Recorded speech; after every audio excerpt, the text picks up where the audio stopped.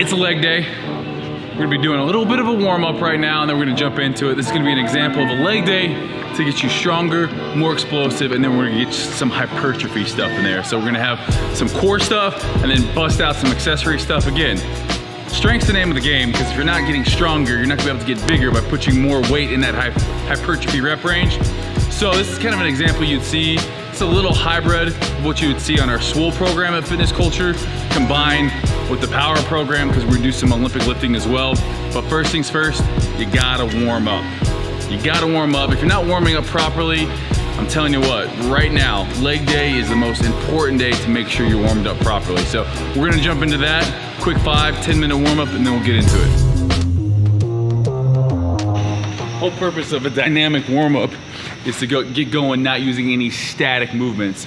So everything we're doing, we're opening up the hips, we're getting the body warm, raising the core temperature, and then using these big muscles, the big leg muscles, get them going, get them ready for movement.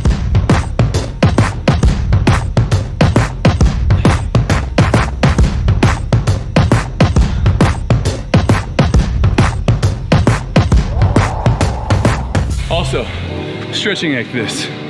Talk about reciprocal inhibition and why that works when you're stretching like this, as we, do a butt kick. As your hamstring contracts, your quad automatically has to relax, and that's what reciprocal inhibition is. It's Jake's favorite stretch right here. It's almost like a warrior two in yoga. It's a dancer pose in yoga. Oh, okay. It's a dancer pose. Welcome to the video. This one's gonna be a little bit different. It's a leg day. We're really training some explosive movements, active warm up here, and then also just kind of doing some prehab work here, warming up our core, getting the hip flexors warm. This is an exercise that I have not done a whole lot of, but we did 2 rounds of it. And then we have the toe touch, keeping your legs straight, then bending down, keeping your knees wide, bringing your arms up overhead. And this is really just to see where you have some postural imbalances, where you're tight. For me, my shoulders are a little bit tight, my traps are a little bit tight, so I know, hey, spend some extra time foam rolling there. Next up, we have our bulldog complex. So this is to get the hips warmed up. This is to get that mobility in the hips. So we do out to the side, then we do kickbacks, and then we actually just reverse it all. All of this stuff is in the Fitness Culture app. We do about 10 minutes of dynamic stretching before a power leg workout like we're gonna do today. So we have a Cossack squat here. Biggest thing is to stay low as you go from one side to the next, keeping that knee over the toe. All right, now we're moving into the workout part, starting off with snatch. And this is really just to get that CNS going. Also, snatch, technical lift. I think it's one of probably the best all-around lifts. It's lower back, posterior chain, it's shoulders. It teaches you to be explosive. So if you're an athlete, or if you want to become a better athlete, this is a great exercise to do that, but it's technical. So you need to pay attention, and you need to probably, have somebody who knows what they're doing. Jake is obviously a great snatcher. Is that a word? Can I say snatcher? Jake has great snatch technique. He was a CrossFitter, an Olympic lifter. I am USA weightlifting certified, and you can see that, getting triple extension, so getting extension in the ankles, knees, and hips. I don't do as well of that, and I start moving the bar up before I'm actually all the way extended.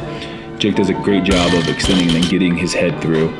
But this is a great way to warm up. Gets that CNS going before we jump into our expanded speed squat. So this is a plyometric type exercise. This is a power movement. So we have a resistance with the bands and then the weight. And the idea is to really not only jump up, but then you have to decelerate and you have to catch yourself and stop yourself and then jump again. So this one is definitely one that, again, we're focusing on power. We're focusing on being explosive here. And we only do 3 reps. From there, we have box squats. Box squats are a great way if you're coming back to squatting after being injured. My lower back had been bothering me. So box squats, we stop just before we hit 90 degrees. We had a warm-up set. Well, this is actually our set of 12. We go 12, 10, 8, 6, 4 on these. And again, the biggest thing with this, go down to your butt, hits that pad, let you know that you're there. and then you're right back out. So it gives you that sense of security. You're not going super deep in the hole. Biggest thing, you want to force those knees out while you're squatting.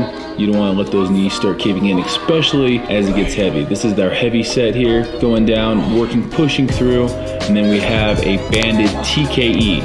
So this is actually a quad movement. That band is pulling my quad forward, and it's almost like a leg extension. We're going sets of 10 here on each side, in between. And this is just a good prehab one. Good to strengthen the muscles, ligaments around the knee, and we do them as a superset. From there, we're doing a single leg RDL. Now this one's a little bit more difficult. If you have a hard time doing these, you can do dumbbells in each hand. So holding a dumbbell in each hand and doing a single leg is going to be a little bit easier. And then if you can't do single leg, do double leg. We're supersetting that. We have 10 reps of the single leg with a lunge. We're doing 12 reps here total, or 6 on each leg. These ones are the big thing, is to keep that knee over the toe, push up, and again, 12 reps total. Nice thing is when you're in your own gym, you can drop the weights. No one's gonna yell at you. And then we have the GHD hamstring curl. So basically, this is the king of hamstring exercises in my opinion. You gotta go down, and then you see I don't break at my hips. I flex my quads and my glutes, and then I use my hamstrings to curl my body back up. We got 8 reps there. And then we got a reverse hyperextension here. This is a great one to traction on that lower back for me.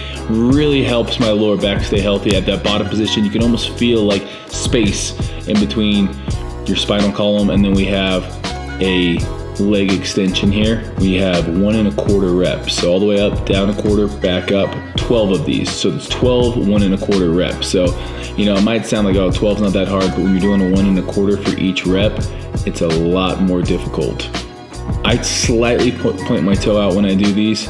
And again, it's all about that squeeze at the top. Supersetting the leg extensions with the leg curl, really concentrating on pushing my hips into that pad. And that is the reason why my arms are holding me up and I'm not just having my chest resting on this. By keeping my chest off the pad, my hips are actively pressing into the pad, making sure I'm using only my hamstrings and no momentum. And then the last thing with this is a standing calf raise. So it's a tricep, all the way up, squeeze, and then stretch at the bottom. That stretch is the most important part in my opinion on this, because it allows you to get that optimal contraction at the top. New Fitness Culture shoes are looking good. These are gonna be released in a few weeks, guys.